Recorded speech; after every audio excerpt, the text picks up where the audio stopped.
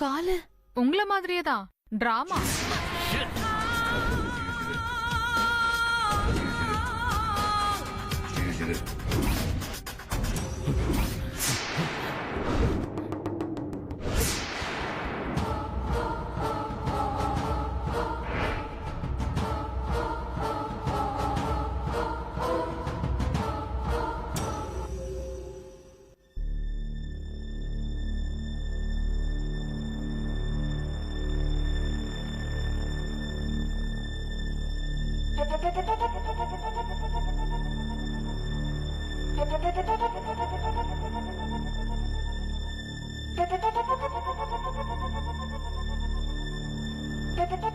Mister Santhosh, மும்பைல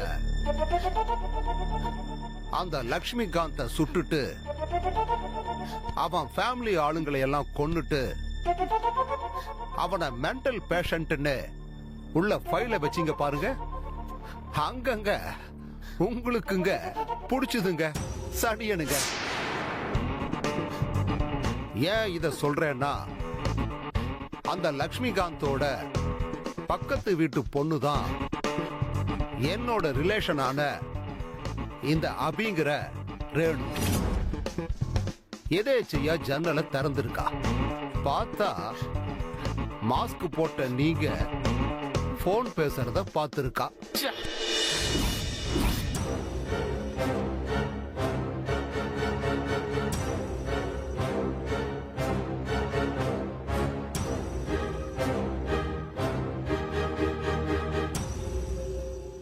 நீங்க டிஃபரண்டான கெட்டப்ல இருந்தீங்களா, மொபைல்ல ஷூட் பண்ணிட்டா.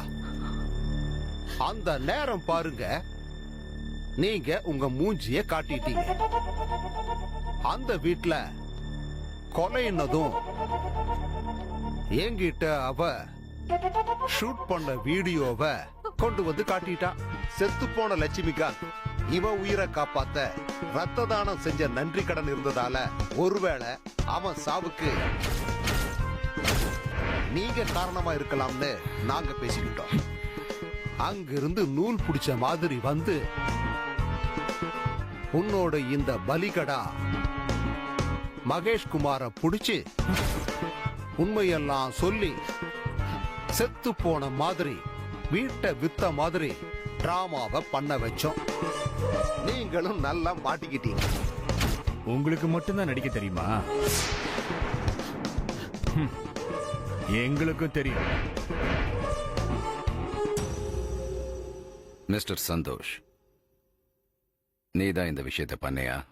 அது அது வந்து ஆமா. லக்ஷ்மிகாந்தனை ஏன் செலக்ட் பண்ணீங்க? அது வந்து எங்க டார்கெட். ஒரு வருஷத்துக்கு 60 லட்சம் ரூபாய் சம்பாதிக்கிறது. எங்க டார்கெட்னா நீங்க மொத்தம் எத்தனை பேர்? நானும் இவளும் மட்டும்தான்.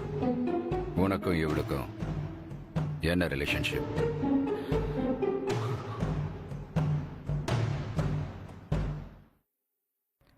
நாங்க 2 பேருமே அநாத ஆசிரமத்தில் வளர்ந்தவங்க.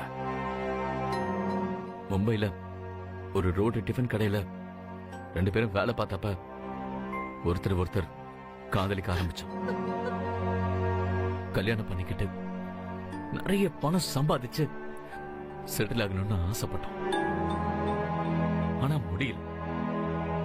அப்பதான் நிறைய பணம் வேணும்னா கொள்ள அடிக்கிறதுன்னு முடிவு பண்ணோம்.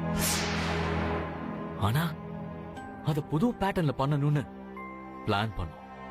சோ எந்த பிரச்சனையும் இல்லாம தனியா ப்ராப்பர்ட்டியோட இருக்கிற கேண்டிடேட்ஸ செலக்ட் பண்ண என் மனைவியை அனுப்பி அவனை மயக்கி அவன் மூலமா ஒரு பிரச்சனையை கிரியேட் பண்ணி அவங்க ப்ராப்பர்ட்டியை விற்க வச்சு அவங்க கிட்ட இருந்த அந்த காசை கொள்ளையடிப்போம்.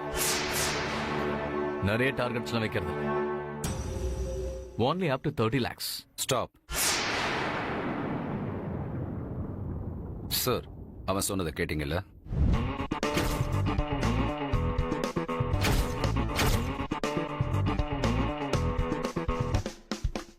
ஓகே.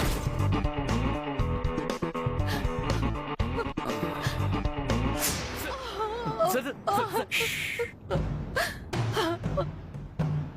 இப்படிப்பட்ட ஒருத்தன் உனக்கு புருஷனா கண்டிப்பா வேணுமா? வேணவே வேணாம் சார். மானம் மரியாதை எதுவுமே இல்லாம வாழ சொல்லி எனக்கு இவன் பண்ற டார்ச்சர் வேண்டவே வேண்டாம் சார். என்ன சுட்டுருங்க சார், சுட்டுருங்க சார். சார் சார் அவளை ஏன் சார் சுட போறீங்க சார்?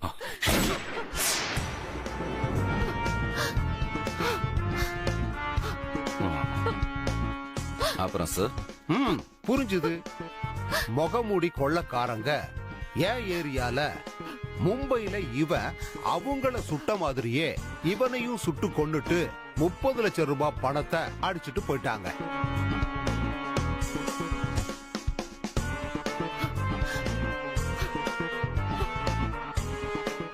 நீ திருந்தி வாழ போறியா இல்ல இவன் கூடயே போய் சேர்ந்துடுறியா?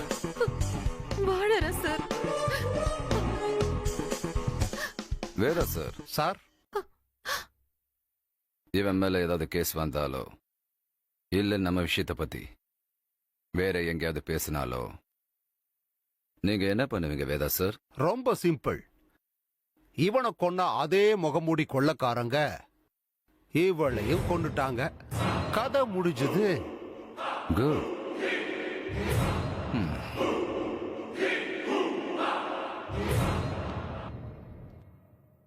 Sir, job over.